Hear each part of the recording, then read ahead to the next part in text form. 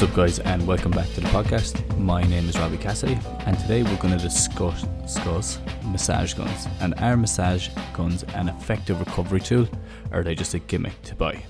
So the reason I want to talk about this is that a lot of people have been getting in contact with me wondering what other ways you can accelerate recovery. So I decided to look into these in a small bit more detail, see what the research was behind them. I had an idea what I was going to discover anyway, but I said I'd look into it just to be sure. And I said I'd put a quick podcast together. So I'm going to try and make this one short and sweet, even though I always say that. And then they end up getting dragged out a small bit, but we'll try to keep this one short and sweet. But before I jump into it, I want to talk a small bit about the tolerance programs I have out at the moment. So I have a hamstring tolerance program out, then I have a knee and ankle, and then I have a shoulder one, and they're all coming out. So with the hamstring tolerance, basically what we're looking at doing is building tolerance through the hips and through the hamstrings so that you are able to handle higher loads when you're on the pitch. So in its essence, it's a prehab or injury prevention style program. Now the program includes, it works on strength, it works on mobility, and then it works on plyo, so power as well. And then also included is a hamstring specific warm-up just to help you reduce your risk and to actually get used to what exercises you should be doing in the hamstring or doing in the warm-up, and what you should be doing then when you actually get out on the pitch, so before a game as well. So I've also included, because it's really important to know when to actually use the program, in the program itself I have a video on program design and program implementation, and basically what it talks about is when you should use it, what time you should use it at, should you use it in season or off season, and all of the above.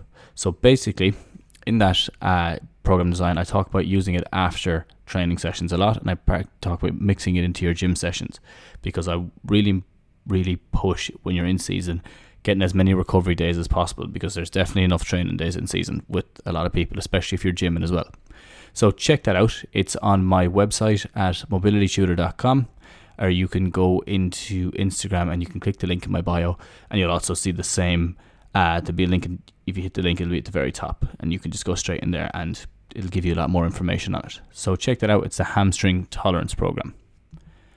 Now, to jump straight into this podcast, what we're going to talk about, just so we have a better idea, better overview of what we're going to discuss, I want to talk about the effect of massage guns. And massage gun itself is very similar to a foam roller in a way. They are similar. One's a vibratory mechanism, so it does supposedly work in a different way slightly, but the overarching theme is that it's a myofascial release, and it's a myofascial technique is what you're working. So I'm going to talk about the effect of them, then I'm going to talk about range of motion, and I'm going to talk about, are they an effective recovery tool themselves, or are they just cheap ways, or are they just expensive ways of getting people to buy into a new gimmick. Okay, so don't expect anything good into this, as in don't expect that I'm just going to cut them down, because I will hopefully talk about both sides and give you a better overview, and then you can make the decision yourself on what you feel is the right thing to do.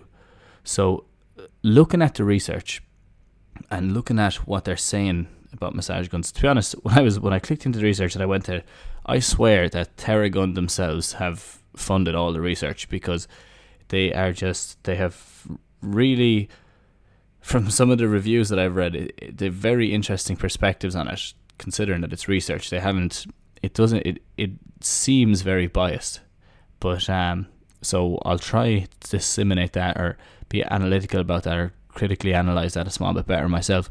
But just keep that in the back of your mind when I am talking about the research that I feel that it's a small bit biased in ways. Now, and I don't want to be biased going into this, but I think it could be. But anyway, we'll jump straight into it. So what's the idea of massage gun? What are you looking to do? So as I said, it's a myofascial release technique. It targets the fascia more so than the muscle itself. And this is a big issue that I have with when people are using them. So people are using massage guns, they feel that they're actually working on the muscle themselves. They're actually getting a massage into the muscle, and that it's helping release what they would call knots in the muscle. So really what you are doing is you're working on the fascia around the muscle. And the fascia is like the connective tissue that connects all your muscles and tendons and joints to the bone, and keeps everything in line and keeps everything together. Now, they say that the fascia can get tight and restricted, and because of that, then you get tight in certain positions and that your body favors certain positions. So there could be merit to that, and I definitely wouldn't write that off. So what the massage gun then is looking to do is actually targeting that fascia so it can, what they claim is, break down the adhesions or to loosen up the fascia a small bit. Now, from this, what the research actually shows is that there is a slight increase in muscle temperature from the vibration. So the actual vibratory force going through your into the fascia, into the muscles, it can increase muscle temperature. And then on top of that, it's also saying that there's a short-term increase in range of motion, and we'll look into this a small bit more as we go through it. Now, the one thing I'll say is when I looked at these increase in range of motion, firstly, the foam roller is the same thing. So foam roller, they say that it increases your range of motion short-term, and that it sounds like, to be honest, it can be a good thing. If you're getting more range of motion short-term, and that promotes you to move a small bit more and to actually get your body moving and to actually work into these end ranges, then perfect. I think that's a good idea. I definitely won't write that off. But looking at the research, a lot of the controls that they used, so the control, let's say the intervention group was one that they had used the Theragun, and in the control group they had do nothing at all, or they had them for the majority of them. The control group was nothing. There was no control group. It was just an intervention group, and then they based it off what they were before. Now, one of the ones that they used was a sit and reach test. So sit and reach test is you're sitting down, you have to reach out in front of you, and they measure it. And they basically said that after using the Theragun, that there was an increase in your reach distance. And I was like, okay, I can see how it would work. It could work on the muscle spindles, and I'll talk about that in a second. But it can work on the muscle spindles, which are your stretch receptors, and your stretch receptors, when a muscle goes too far, they contract the muscle very hard, just so you won't overstretch your muscle and injure it.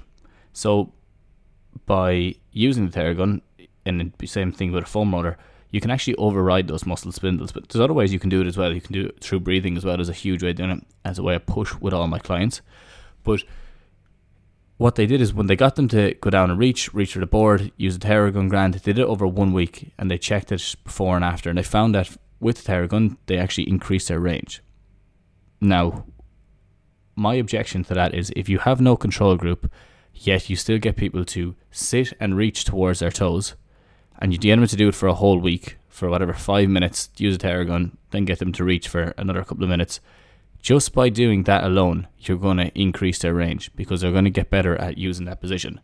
Without a Theragun, without anything else, without any massage gun, with no other adjunct or accessory tool, just by getting someone to sit down and reach towards their toes, they will increase the range, because they'll get better at doing it, and the body will get more used to doing it. And this is my issue with the fact that they have no controls. So a lot of the stuff that I had read had no real control, and they based the control off the person initially starting. So if you had a Theragun or not, if you still got someone to sit down and reach towards their toes, they will increase their range over time anyway. So it's a small bit biased in that way. But there was a lot of not a lot, but there was a few other papers that had shown that they could increase range, and they had similar controls. Some of them actually had a bit more, bit higher standard. But so what I'm going to work off is that the Theragun itself, let's say, overrides that muscle spindle and Golgi tendon organ. Golgi tendon organ is to stop the tendon getting stretched too far. Overrides that system, and because of that, then you can increase your range short term until the body figures out again what the story is. Okay, and I have done a podcast on foam rolling before, so it would be worth going back to that, and I talk about these in more detail. So I'll come back to that range of motion now. I'll talk about that a small bit more in a few minutes. But moving on from that, one of the main features of using a massage gun, and this was an interesting one, and it's same for massage and it's same for foam rolling, is that it reduces the perception of DOMS. And DOMS is your delayed onset muscle soreness. So it reduces the perception of that. So it's when you have muscle soreness basically after a hard workout, and your legs get sore. It happens to you 2 days after, 3 days after is when you really feel it. So it actually reduced the perception of that, okay, which can be a good thing, okay. It doesn't mean that physiologically it's changing anything, because we know pain, if you've been listening to these podcasts, you know pain is not directly related to hurt equals harm. So, and I've done a podcast on pain, the pain experience. It's number 2 or 3, I think it's 3. And I go into a bit more detail on what actually contributes to pain. So this is an interesting one, because basically what it's saying is it's a pain modulator, that from overstimulating an area, the body then releases what you would count as endorphins, or basically it doesn't feel as bad. It feels so much better because it was overstimulated at the start. That's short term, and then you feel so much better after then. And it's the same as when you go in for a massage and you lie down, and if you're getting a massage, you feel excellent after. You feel really good. And before, if anyone's listening to this and they're like, well, he's just bashing everything here, because I'm not, because I love massage. I don't do it to clients as a recovery thing. I don't do it as a treatment, because the stuff that I do with clients is a lot more, it's a long-term stuff. So they have recurring injuries, and really we're looking at changing changing the sensitivity in the nervous system, and making nervous system changes. So massage itself is short term, so that's why I don't push it as much with clients, and I work remotely, so it would be difficult at the moment to do that. But so I love massage. I absolutely love it, and I think there's a lot more to it than what we understand at the moment. So I definitely won't write that off. I really do think that there's a lot more to massage. It has stood the test of time, so because of that, I think that it shouldn't be written off. It's been around for so long. It's been around for thousands of years. And it feels great as well. You feel great after it. There's side benefits to it, and I'm sure they'll figure them out in the next couple of years. But as a recovery and before a GA game or after it, I wouldn't push massage at all. Like if someone has a tight muscle and they come up to me and have a tight hamstring, I'm not going to push massage, because in the same way that this massage gun, you could say it overstimulates it and reduces the effect of the DOMS and or modulates that pain a small bit more. If you do that before a game and you go out on the pitch, and then because your perception has changed of what the muscle feels like, and you don't feel it tightening up again in a game, are you at a higher risk of injury then, because you haven't felt it tighten up and then it just goes? So that's why I don't push massage before a game, because you're masking something that could be a bigger issue in 15, 20, 30 minutes time. Because that's what the massage will last for, is that 30 minutes. And then when you have someone doing an all-out sprint and they pull a hamstring and they hadn't realised that they were that bad, even they would have known before, but the massage made them feel better. Was the massage beneficial? Because now you're rehabbing for the next 4 or 5 weeks. So that's why I don't do it before games. I get them to do different movements instead. So that short-term superficial pain modulation is one of the main benefits of using a Theragun. So if you enjoy that, if you enjoy taking that pain away, and you enjoy the massage gun, the feeling of it and all, then I wouldn't write it off. I would say that's perfect, do that, no problem at all. But it is an adjunct, so it is something that should be used as an accessory to recovery. It's not something that should be your main. You shouldn't be the main part of your recovery at all. And if it wasn't there at all, I suppose that wouldn't be too bad. But I don't want to jump into that yet. I want to talk about that as we go through it. So, kind of talking about what I just moving on from what I said there about massage. So I was saying that the Theragun itself, or the massage gun, it increases your range of motion short term. And then we talked about the fact that it overrides those muscle spindles, so your body doesn't know how much of a stretch is on a muscle, because of the fact that they were overstimulated initially. So if it's overriding that, is that a good thing or is that a bad thing? Now, outside of sports, when you're at home and you're sitting down and you do that, grand, I think it's a good idea, because you can actually increase your range and it might make you move more. You might be more inclined to try out these new positions and get to end range, and because of that, then you're using mobility and you're using movement with it, and you're actually getting the benefits of it. I think that is definitely a benefit of massage guns, and I think it's a benefit of foam rollers. Short term, if it's helping you just to get that extra bit, and then you're working on that consistently and you're using that extra bit, good. I like that, and I think you're getting benefit then, because the body's it's getting more comfortable moving into those positions. But if you're just foam rolling and then sitting on the couch, or if you're using a massage gun and then just sitting on the couch, then you're losing all the benefits that you could be getting initially from doing it. So that's when you're sitting at home. Now, when we look at, do you want to increase your range of motion before you go on the pitch, or do you want to overstimulate these muscle spindles, Golgi tendon organs, so your awareness isn't as good around that area? Then I think we have to think twice about it then. Because what you're doing doesn't mean that because you've done that, you've overstimulated them, now they're not working properly, and now your awareness of that area isn't as good at the time because it's been overstimulated. So in turn, would that actually increase your risk of injury because you have a decreased bodily awareness of what's going on. So this is kind of the finicky part that I would be looking at, is like, because you're overstimulating, are you increasing your risk because now your body doesn't know when it's in a position of that it shouldn't be in, because it's been because that massage gun took away that perception of overstretched, and now that you have a perception of being overstretched, and now your body doesn't really understand what position it's in, and now it's in a position that it might be uncomfortable in, which it may usually protect itself in a different situation, because it does do that all the time. It does protect itself if it goes into a position that it's uncomfortable in, by giving you pain or by just stopping you getting into that position from getting muscles or making muscles very tight. And you probably would have heard me talking about that a good bit before. That's one of the main ones. That's why I look at it before a game. Would it actually increase your risk of injury? Because of the fact that your awareness of that area isn't as good. So these are just things, your questions. I'm not giving you plain answers. I'm just saying these are things you have to look at. What are the benefits? Is the risk worth the reward? Basically, is what I'm getting at with that one. Okay, so they're kind of the main ones that I wanted to talk about. So really, when we get to it, are these massage guns an effective recovery tool?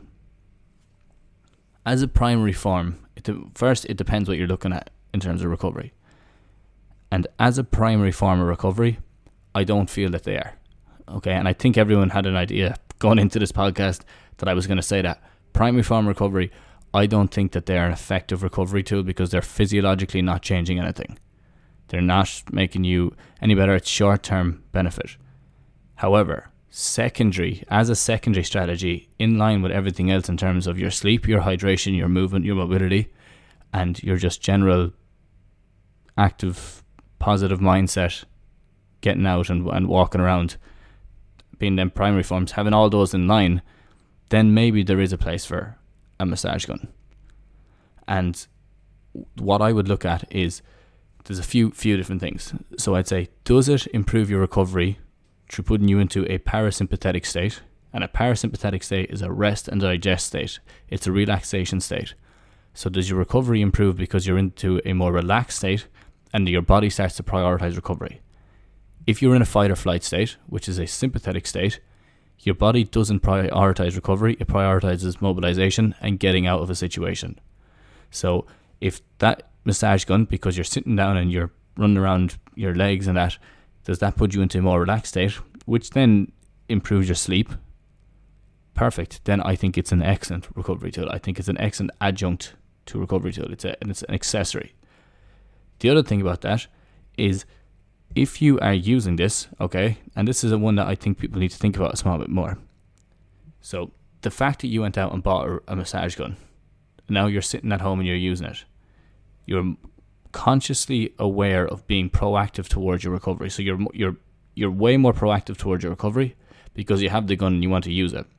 In general, let's say, obviously, in general, let's say, okay.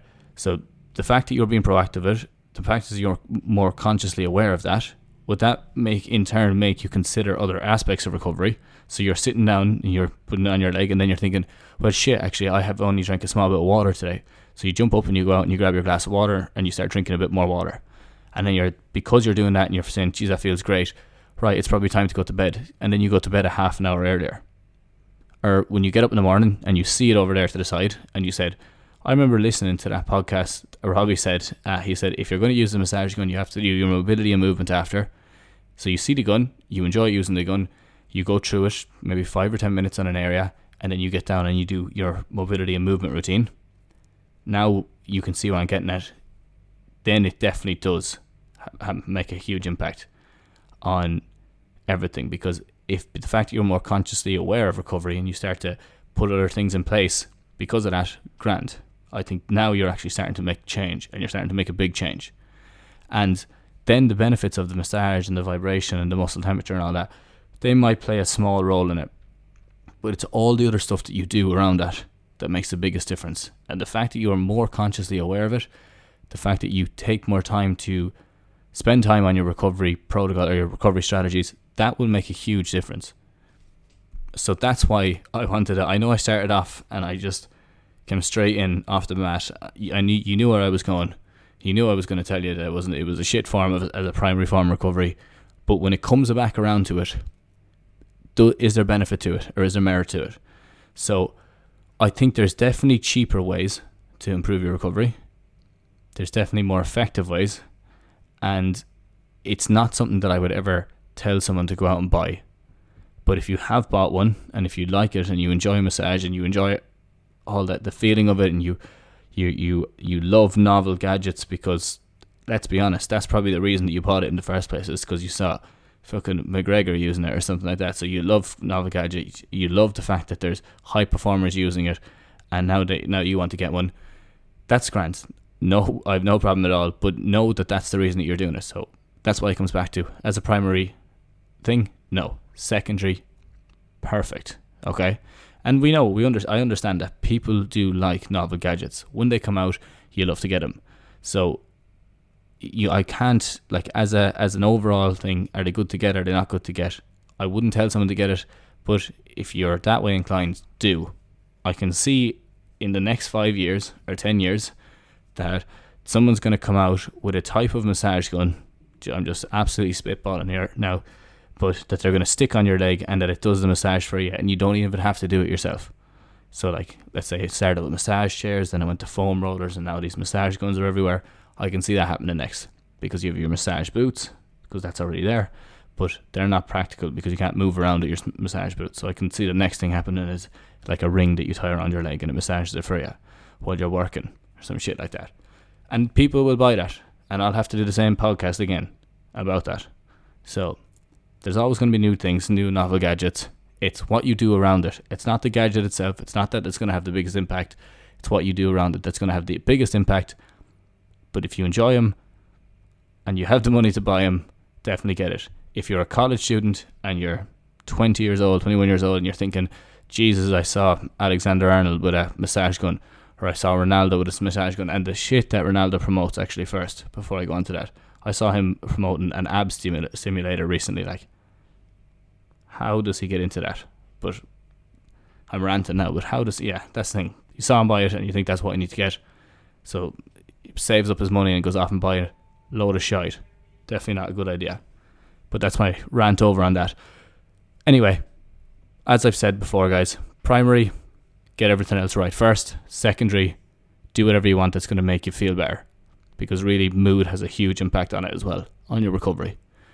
And that's basically all I wanted to talk to you today. So hopefully it didn't take too long. 23 minutes, around about. That's all right. But yeah, guys, thanks a million for listening again today. If you have any questions on this, definitely get in contact with me. So that's on Instagram, or you can send me an email at mobilitytutor@gmail.com. I must say before I go, I'll be taking on more clients over the next couple of weeks. So if you have any long-term injuries, if you have an injury that you're sick of it recurring, it's coming up again, let's say your back pain keeps flaring up, you've hip pain, you've knee pain, you have a shoulder issue, you might have dislocated your shoulder a few times, anything like that, get in contact, guys, and we'll set up a call just to discuss it in a bit more detail. And at least that way you'll have a better idea of what way to go and if there's something you can do. And hopefully then I'll be able to help you and we can get something set up. So if you have a long-term injury, or if you have an injury at all and you want to get in contact, get on to me on Instagram, send me an email, get on to me on LinkedIn at Robbie Cassidy, and we'll be able to organise something to get you in the right position again. Other than that, those tolerance programs are out now, so check them out on my website. If you're having any issues, or if you want to really focus on your prehab in season, definitely check those out. The last thing you want to be doing is sitting on the sideline looking in at a game. It's a lot better to be inside in that game and playing and not having to worry about anything else, and those prehab programs will set you up for that situation. Other than that, guys, if you know anyone that would be interested in this, if you know someone with a massage gun, actually, definitely send this podcast on to them and see what they think. But yeah, I would love if you could send this podcast on to a friend. It makes a big difference, or even post it on your story as well. That goes a long, long way in promoting the podcast. Lastly, I'd love if you could subscribe on iTunes and Spotify, and if you could leave a rating and a comment on iTunes, that would be excellent as well. It goes a long way in ranking the podcast higher. But thank you so much for listening, guys. I love the fact that I'm looking at this. It's the episodes are flying up now. Nearly 40 weeks of podcasts done, so we're coming up on the year mark. Thanks a million for everything. Hope you're still getting value out of this. If you want me to cover anything, please let me know. So get in contact with me. Let me know if you want me to cover a topic, and I'll go into a bit more detail. The same thing with guests. If you know any guests that you think that would be interesting to get on the podcast, let me know as well, and I'll see what I can do. So that's all for now. Thanks a million for everything, guys, and have a good one.